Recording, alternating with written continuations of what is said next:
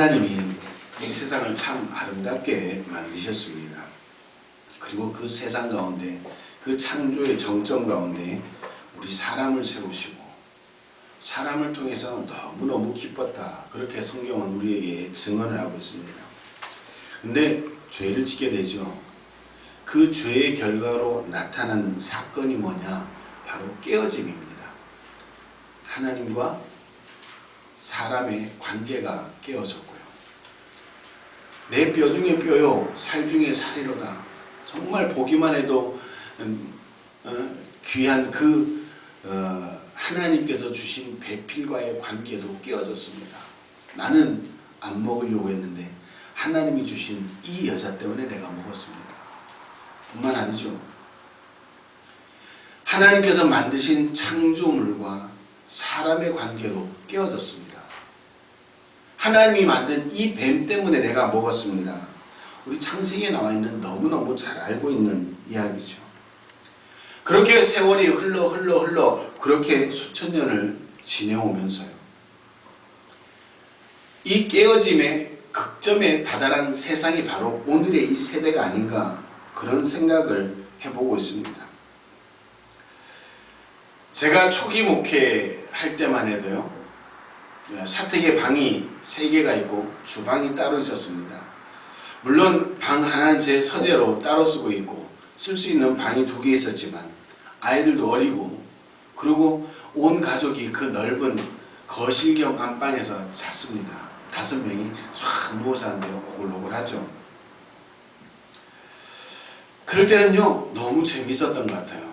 그런데 우리 집에도 좀 서먹서먹해지기 시작한 데가 언제냐면 방을 주기 시작하면서부터입니다. 관계가 단절되는 거예요. 그래도 저희 아이들은 그래도 저희들한테 뭐 이야기를 잘 하는 편입니다만은 때로는 보면요 학교 갔다 와서 자기 방에 들어서 문을 탁 닫아버리면 관계가 단절되어 버리죠. 요즘 이 세상이 왜 이렇게 힘들까? 그것은 여러 가지 사회적인 측면, 여러 가지 환경적인 측면도 이야기를 할 수 있겠지만 관계가 깨어지면서부터 시작되었다. 관계가 깨어지는 가장 첫 번째 이유가 뭘까?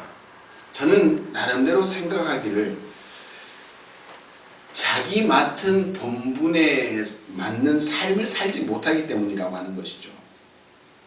주부가 주부답게 살아야 되는 거죠. 남편이 남편다워야 되는 거고요.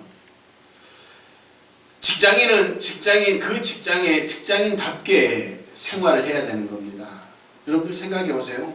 제가 목사잖아요. 제가 목회에 관심이 없고 매일 놀러 다니고 다른 일에 관심이 있으면 이 교회가 소망이 있겠습니까? 소망이 없을 거예요. 그냥 나름 열심히 한다고 해도 지금 이런데 여기에다 관심까지 놔버린다면 이 교회가 어떻게 되겠습니까? 여러분들 제가 사실 이 설교를 준비하면서 제 초등학교 때 선생님을 말씀을 드리려고 했는데 제가 그 선생님을 몇 번 말씀드렸어요. 술 좋아하시는 그 양반. 근데 마음에 딱 부딪히는 거예요. 야, 자꾸 그 선생님 들먹이지 마라. 이 말씀이 있어가지고 오늘 그 얘기 넘어가려고 해요. 여러분들 가정주부가 가정주부다워야죠. 남편이 남편다워야 되고 여러분들 학생이 학생다워야 되는 겁니다. 얼마 전에 유튜브에 보니까 그 전에 뉴스에 난 그 화면이었는데요. 그 기간제 교사에게 학생들이 빗자루 가지고 막 때리는 그 영상을 제가 유튜브에서 다시 한번 보면서 그 볼 때마다 충격을 받습니다. 학생이 학생답지 못하다는 것이죠. 그런 것을 우리 신앙의 자리로 돌아보면요. 요즘 한국교회 위기라고 이야기를 합니다. 한국교회뿐만 오늘 우리 교회부터 위기죠. 왜 이렇게 교회가 위기가 되어지고 성도가 위기가 되어졌냐. 교회가 교회답지 못했기 때문입니다. 성도가 성도답지 못했기 때문에 지금 이 위기가 닥쳤다라고 하는 것이죠. 그러면 성도다운 게 무엇이고 교회다운 게 무엇일까? 오늘 본문에 한마디로 딱 정의를 합니다. 뭐예요? 거룩성이라고 하는 것이죠. 성도는 거룩해야 된다라고 하는 겁니다. 우리가 성도라고 하는 이 성도의 뜻이 뭡니까? 거룩한 무리라잖아요. 구별받은 사람들이라는 거예요. 그렇게 구별되지 못한 삶을 사니까 세상 사람들에게 지탄을 받는 겁니다. 그렇게 구별되지 못한 신앙 공동체가 되다 보니까 세상에 짐이 되고 있다는 것이죠. 우리는 예수님을 믿는 그 순간부터 거룩함을 받았습니다. 예수님의 피로 거룩함이 되었습니다. 그러나 완전한 거룩함을 이루지 못하고 오늘도 우리가 거룩을 향해 가고 있는 성화의 단계에 있는 성도라고 하는 사실입니다. 요한 웨슬리 목사님이 그런 말씀을, 이런 이야기를 합니다. 완전한 거룩함을 이루기 전까지 어떤 사람이라도 은혜의 자리에서 떨어질 수 있다. 오늘 저와 여러분들이 완전한 거룩함을 이룬 상태입니까? 그렇지 않다면 오늘 저와 여러분들은 여전히 죄의 자리에 빠질 확률을 가지고 있는 존재라는 사실이죠. 오늘 우리가 예수를 믿는다고 해서, 또 예수를 믿었다고 해서 완전한 거룩함을 이룬 게 아니라고 하는 것이죠. 완전한 구원을 이루는 게 아니라고 하는 것이죠. 그런데 이단에서는 그래요. 예수 믿는 그 순간부터 완전함이 되었다. 그래서 내가 어떤 죄를 짓더라도 나는 그 죄의 문제를 상관없이 살아갈 수 있는 존재다. 그게 바로 구원파라는 것이죠. 여러분들, 우리는 완전한 거룩성을 가지고 있지 않습니다. 오늘 완전한 거룩성을 향해 걸어가고 있는 성화에 거룩해져 가고 있는 성도들의 삶이라고 하는 것이죠. 오늘 우리는 구원받기 위해서, 그 완전한 거룩함을 이루기 위해서 살아가고 있는 존재들입니다. 그렇게 구원받아서 하나님의 자녀가 되었다는 것, 그것이 가장 우리 인생의 큰 선물인 줄로 믿으시기를 바랍니다. 오늘 우리가 복받았다라고 하는 이 내용을 참 이기적으로 생각할 때가 많습니다. 그 대표적인 게 뭐예요? 복의 개념을 물질과 연관시켜버리는 거예요. 그래서 돈을 많이 벌었다, 복받은 사람이다라고 이야기를 하죠. 맞습니다. 돈 많이 버시길 바랍니다. 돈 벌기 쉬운 분들도 많은가 보네. 여러분들 정말 물질의 복을 많이 받으시길 바랍니다. 그러나 그 돈을 많이 벌었다, 많이 모았다가 목적이 되어서 수단과 방법을 가리지 않고 돈을 모으는 것은, 그것은 죄악이라는 것이죠. 하나님께서 주시는 은혜대로, 하나님의 방법대로. 예수님도 우리에게 뭐라고 말씀하셨어요? 우리가 가장 관심이 있어야 될 게 하나님의 나라와 의에 대해서 관심을 가지라고 그렇게 말씀하고 있습니다. 예수님은 그렇게 살아가는 저와 여러분들에게 이 모든 것을 더해 주시겠다. 근데 이 모든 것을 더한다라고 하는 이 사실을 우리는 늘 풍요로운 삶만 생각하는 거예요. 그래서 우리는 아프면 안 되고, 돈도 많이 벌어야 되고, 높이 올라가야 되고, 전부 다 그렇게 생각한다는 것이죠. 정말 하나님이 우리에게 주신 복이 뭡니까? 내가 예수님 때문에 구원받았다는 것이죠. 내가 오늘 거룩한 삶을 살 수 있는 성도가 되었다. 이것이 가장 큰 복인 줄 믿으시길 바랍니다. 아멘. 그리고 더불어 하나님께서 이 모든 것, 물질의 복, 관계의 복, 여러 가지 복들을 우리에게 주시는 줄로 믿으시길 바랍니다. 아멘. 그리고 또 권력에 대한 욕심을 우리는 복으로 바꾸어 놓습니다. 그래서 어떻게든지 높이만 올라가면, 좋은 학교만 가면, 좋은 직장만 잡으면 그게 복이라고 이야기를 하는 것이죠. 방법은 상관이 없는 거예요. 결과만 보고 그 사람이 복을 받았느냐, 복을 받지 못했느냐 생각을 한다는 것이죠. 제가 늘 그런 얘기를 하죠. 요한 웨슬리 목사님이 우리가 심판대 앞에 섰을 때 세 가지 질문을 받는다. 귀에 딱지가 안 드셨을 거야. 내가 너희들에게 준 물질을 어떻게 사용했느냐? 내가 너희들에게 준 시간을 어떻게 사용했느냐? 내가 너희들에게 맡겨놓은 그 자녀들 어떻게 양육했느냐? 이 세 가지 질문을 늘 들을 거라고 제가 여러분들에게 늘 강조를 합니다. 그 심판대 앞에서 여러분들 뭐라고 말씀하실 겁니까? 오늘 우리는 이렇게 거룩함을 이루어가는 존재인데, 그럼 어떻게 거룩함을 이루어갈까? 여러분들, 가장 먼저요, 두렵고 떨리는 마음이 있어야 됩니다. 저는 우리 자녀들 모아놓고 늘 기도할 때 그런 기도를 합니다. 하나님, 우리 사랑하는 자녀들이 하나님을 의식하고 살아갈 수 있도록 도와주세요. 하나님 의식한다는 것은요, 두렵고 떨리는 마음, 성경의 표현대로 경외하는 마음이라고 하는 것이죠.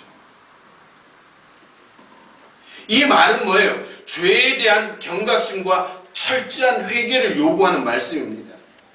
조금 전에도 말씀드렸던 것처럼 한 번 구원받으면 한 번 구원받은 성도는 죄와 상관이 없어요? 아니에요. 오늘 내가 예수의 피로 거룩해졌지만 여전히 나는 죄 속에 살아가는 존재고 죄에 오염될 수 있는 존재라는 사실 우리는 스스로 알아야 된다는 겁니다. 우리는 가끔씩 착각을 해요. 내가 예수 믿었으니까 내가 죄의 권세보다 위에 있어서 나는 죄를 다스릴 수 있다. 물론 그럴 수도 있겠죠. 그런데 여러분들 금묵자학이라는 말 아시죠? 그 검은 먹 가까이 가면 그 먹이 튈 수밖에 없다는 거예요. 죄도 마찬가지입니다. 죄는 오염성이 강합니다. 처음에 한두 번은 이길 수가 있죠. 그런데 그 죄 가운데 그 죄를 의식하지 않고 살아간다면 우리는 여전히 죄 속에서 죄투성이로 그렇게 살아갈 수밖에 없는 존재라는 사실을 기억하시길 바랍니다. 그래서 이 죄를 의식하고 살아가는 방법이 뭐냐? 바로 두렵고 떨림이 있어야 된다는 겁니다. 내가 하나님 앞에 두렵고 떨림이 있다면 감히 죄의 자리에 나갈 수가 없겠죠. 내가 죄의 자리에 있다고 할지라도 내게 두렵고 떨리는 마음이 있다면 결코 죄를 지을 수가 없다는 것이죠. 자녀들을 키우면서 하나님의 방법에 대해서 가끔씩 생각합니다. 요즘 우리 아이들한테 제가 치탄을 많이 받아요. 어렸을 때 저는 예배를 잘못 드리면요, 삼형제가 연좌제였습니다. 한 놈만 떠들면 나머지 두 놈도 다 같이 맞는 거예요.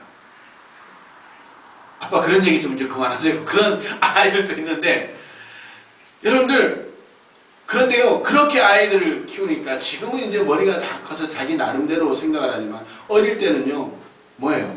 아빠 매가 무섭거든요. 예배 시간에 떠들면 5대 맞아요. 그래서 저희는 5대 때리는데 뭐 벽에서 손을 떼거나 손이 힙으로 가면 다시 5대예요.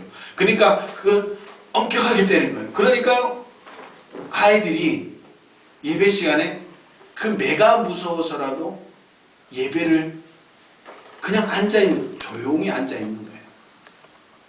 저는 그렇게 생각을 합니다.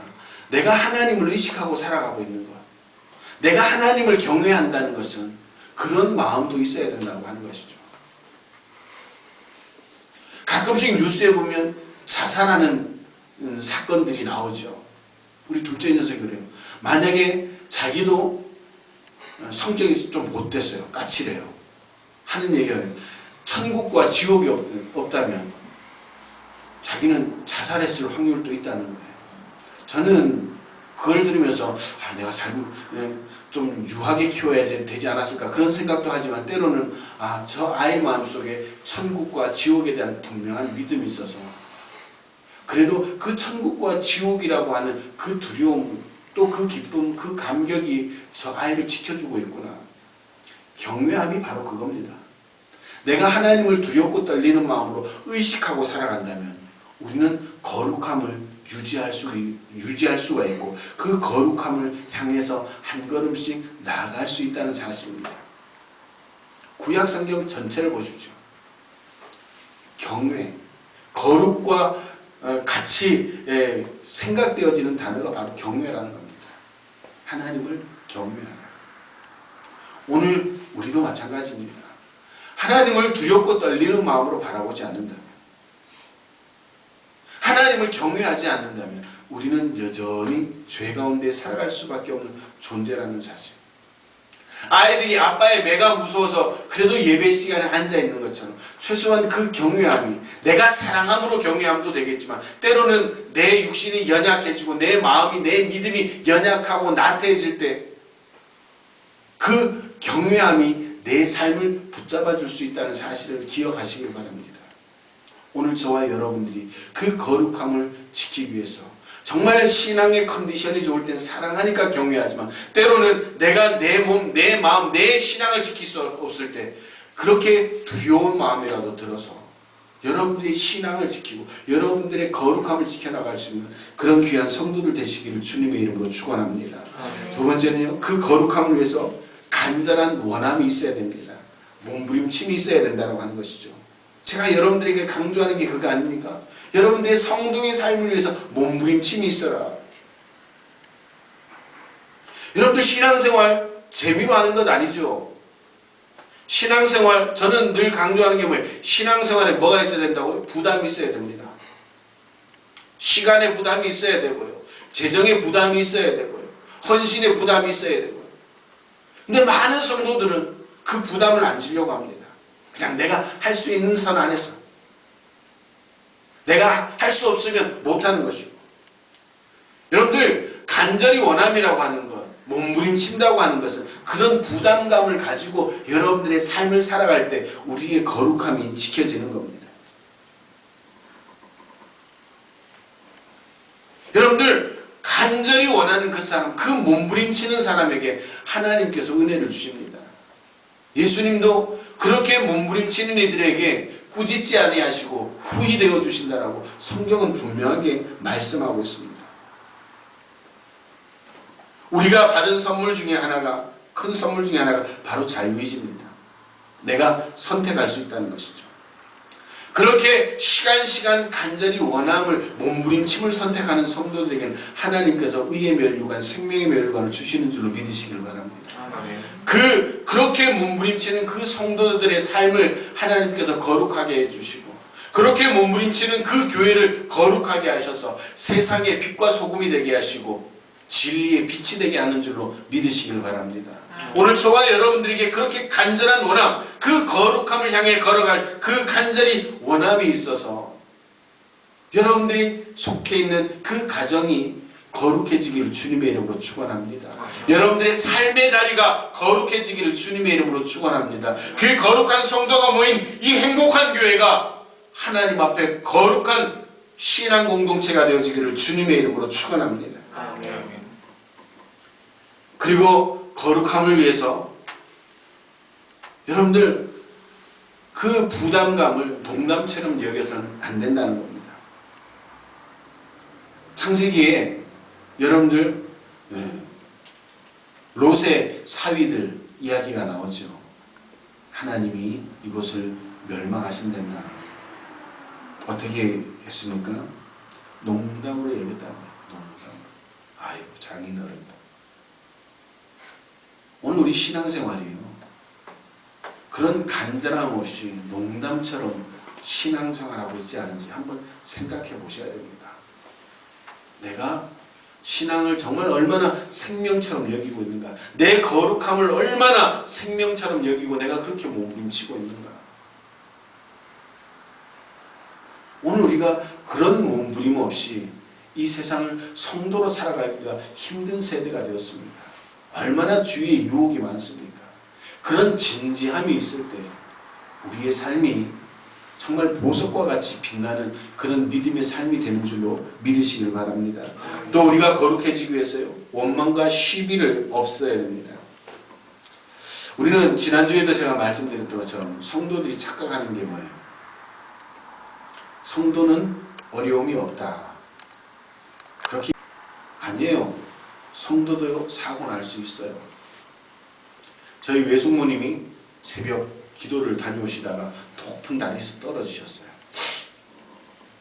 저희 외가 쪽에는요, 특히 외삼촌들은 믿는 분들이 거의 없습니다. 그 외삼촌 가정 한 가정이 믿음의 가정인데요. 그 외숙모가 그 새벽 기도를 다녀오시다가 높은 다리에서 떨어지셨어요. 그래서 다치셨어요. 외삼촌들이 와서 그럽니다. 아이고 어떻게 하나님 있다면 그래. 그 새벽 예배 갔다 오는 양반이 그렇게 높은 데서 떨어뜨리나? 저희 외숙모님 들으라고 하는 말씀입니다. 저희 외숙모님이 그래요. 아이고 오빠 그런 소리 하지 마세요.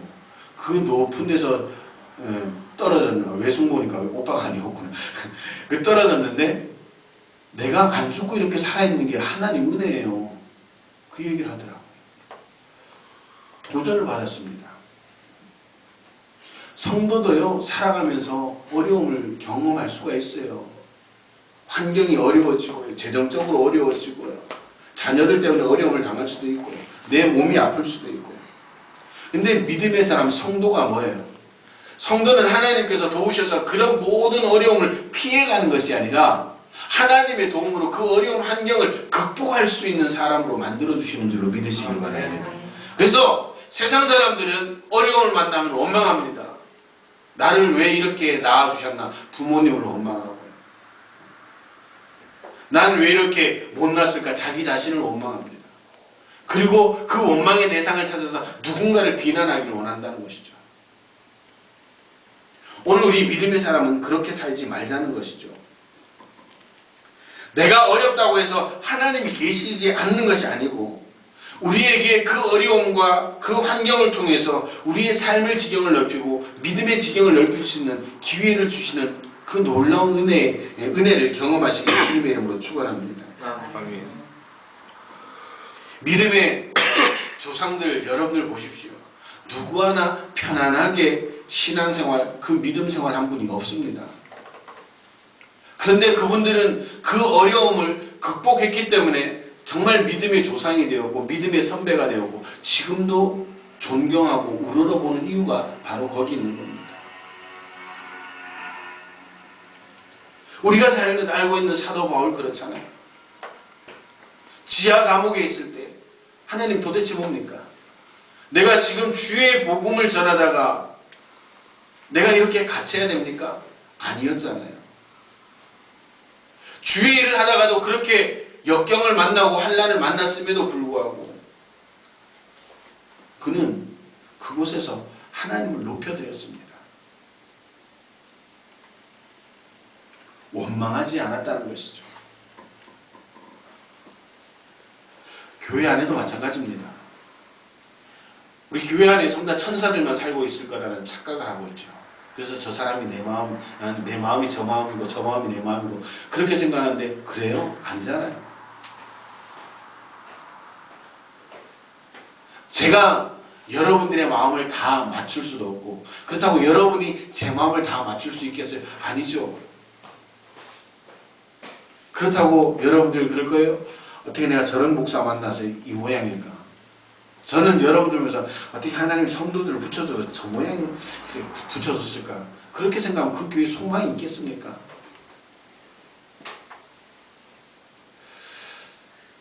부부들한테 제가 설교를 하면서 그런 얘기를 많이 합니다.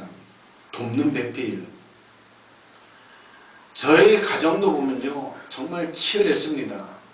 환경이 극과 극인 가정에 사람 둘이 만나가지고요 서로 이해가 안 됐습니다. 그것도 108일 만에 만난 지 108일 만에 결혼했으니까 얼마나 대단했겠습니까? 그런데 20년을 넘게 살다 보니까 그런 생각이 들어요. 뭐 여전히 아직도 덜 고쳐졌습니다만 집사람의 부족한 점을 내가 채워줘야 되겠구나.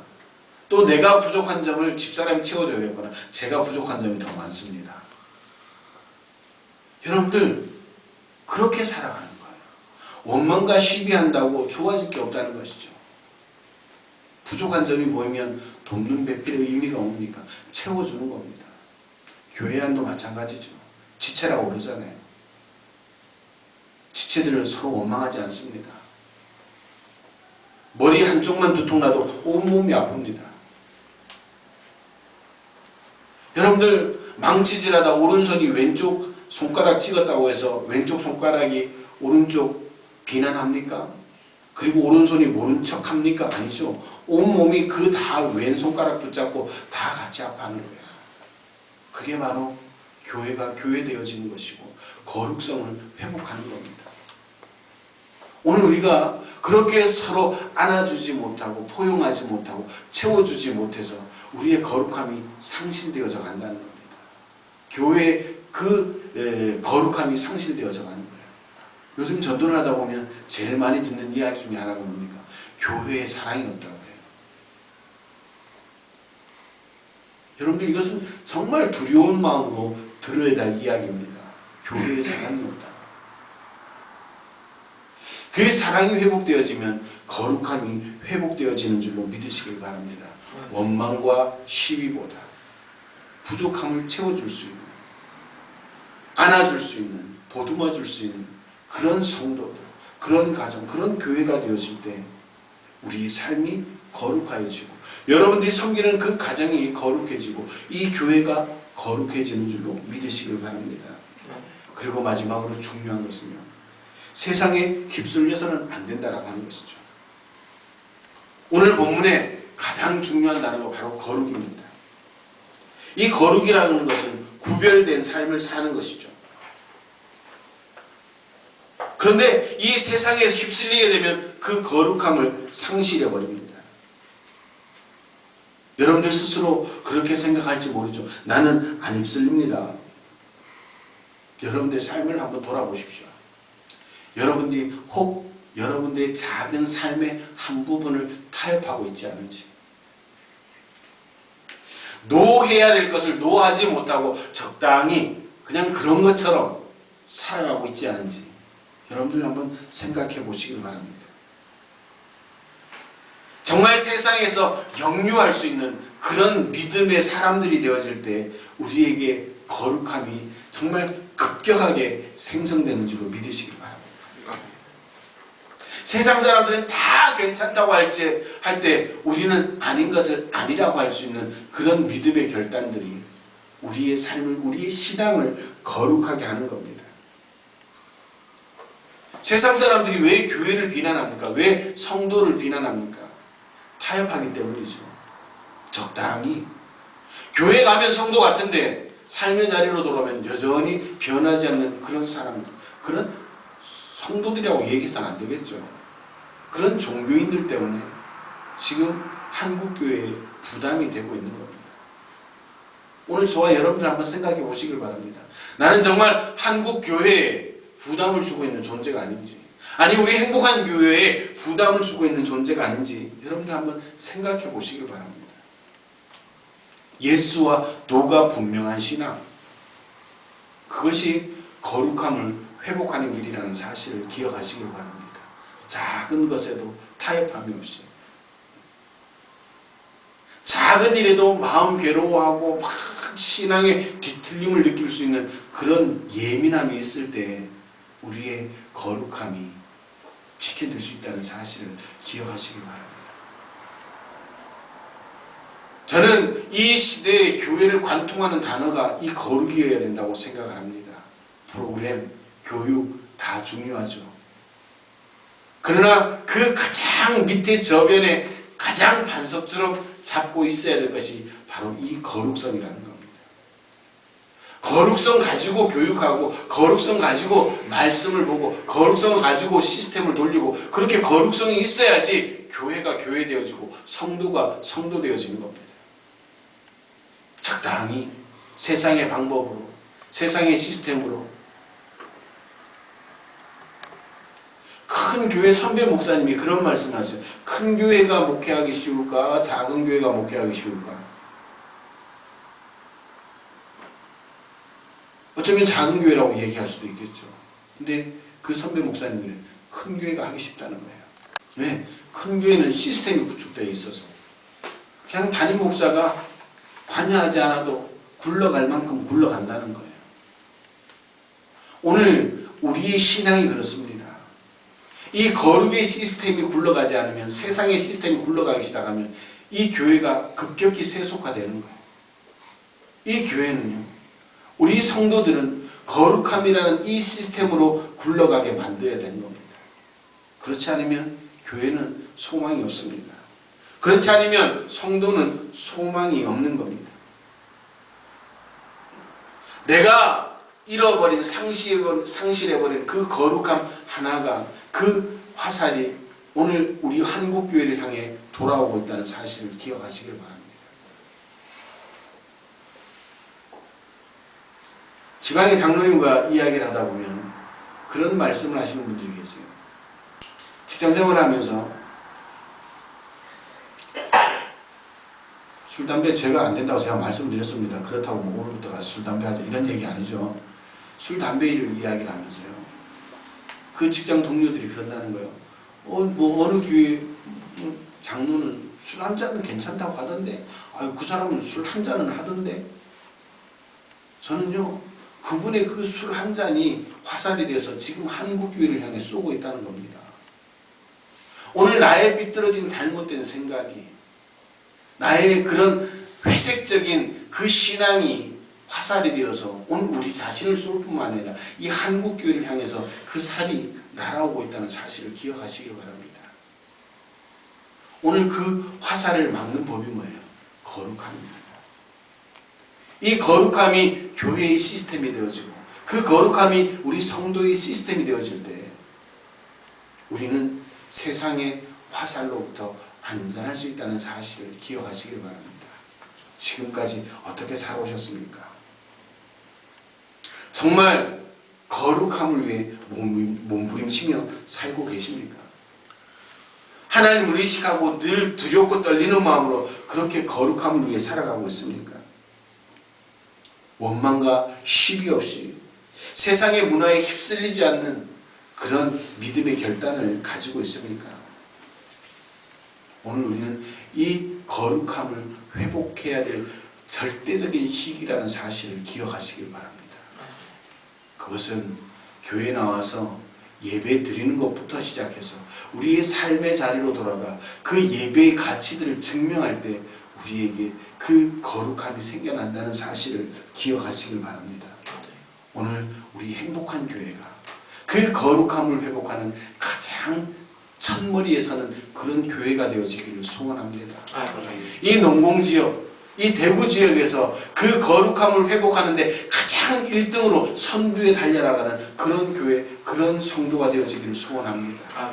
오늘 그러기 위해서 저와 여러분들이 정말 늘 두렵고 떨리는 마음, 정말 몸부림치는 심정으로 많은 이들을 섬기고 채워주고 세상의 문화에 예수와 노를 분명히 알 수 있어서 오늘 저와 여러분들을 통해 이 지역사회에 교회다운 교회로 세워지고 성도다운 성도로 세워지는 그 거룩함을 회복하는 복된 역사가 있게 되기를 주님의 이름으로 축원합니다. 오늘 본문 말씀대로 하나님은 저와 여러분들의 하나님이 되려고 오늘 예수님을 이 땅에 보내시고 우리를 구원해 주셨습니다. 그렇게 구원해 주신 하나님은 분명하게 우리의 삶의 목적을 말씀하고 있습니다. 거룩하라! 오늘 그 거룩함이 저와 여러분들의 삶이 되게 하셔서 이 지역사회에 정말 빛을 발하는 등대와 같은 교회, 여러분들의 삶의 자리에서 빛과 소금의 역할을 감당할 수 있는 그런 능력 있는 성도들이 되시기를 주님의 이름으로 축원합니다. 기도하시겠습니다.